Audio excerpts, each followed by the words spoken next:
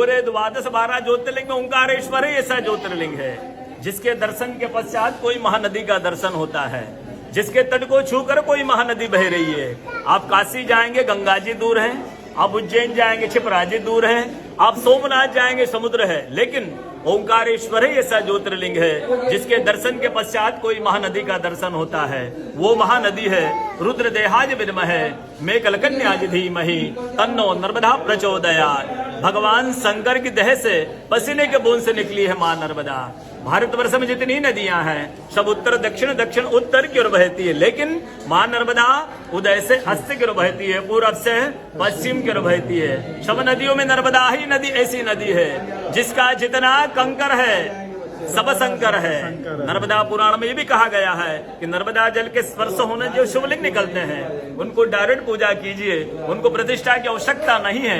नर्मदा जल स्पर्श होने से वो स्वयं प्रतिष्ठित हो जाते हैं। जब अयोध्या में रामलला जी की स्थापना की गई, जब 2.5 फीट का नर्मदा का शिवलिंग ओंकारेश्वर से ले जाकर अयोध्या में रामलला जी के साथ स्थापित किया गया है।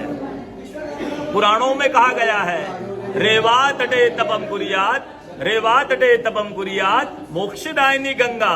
कलयुग में आपको तप करना है तो नर्मदा किनारे जाइए, कलयुग में आपको मोक्ष चाहिए तो गंगा किनारे जाइए। रेवा तटे तपम कुरियात मोक्षदायिनी गंगा। कलयुग में एक तपस्वी संत का अनुभव बताता हूं मैं आपको, जो नर्मदा किनारे वर्षों तक नर्मदा का तप किया। वो देखते हैं सुबह 3 से 4 बजे ब्रह्म मुहूर्त में एक कोई माई आती है और नर्मदा स्नान करके लौट जाती है। संतों को जिज्ञासा हो, इस माई को मैं वर्षों से देख रहा हूँ, नर्मदा स्नान करके लौट जाती, कल मैं माई से पूछूंगा। दूसरे दिन जैसे ही माई वो ब्रह्म मुहूर्त में 3 से 4 बजे स्नान करके जा रही थी, नर्मदा स्नान करके संत ने देखा माई जा रही है।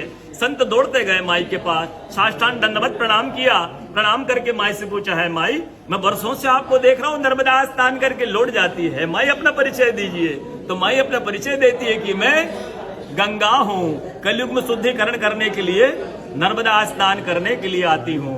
बोलो गंगा मैया की जय, नर्मदा मैया की जय, ओंकारेश्वर भगवान की जय, आज के कथा के आनंद की जय, सारे भक्त और भगवान की जय। नमः पार्वती पते हर हर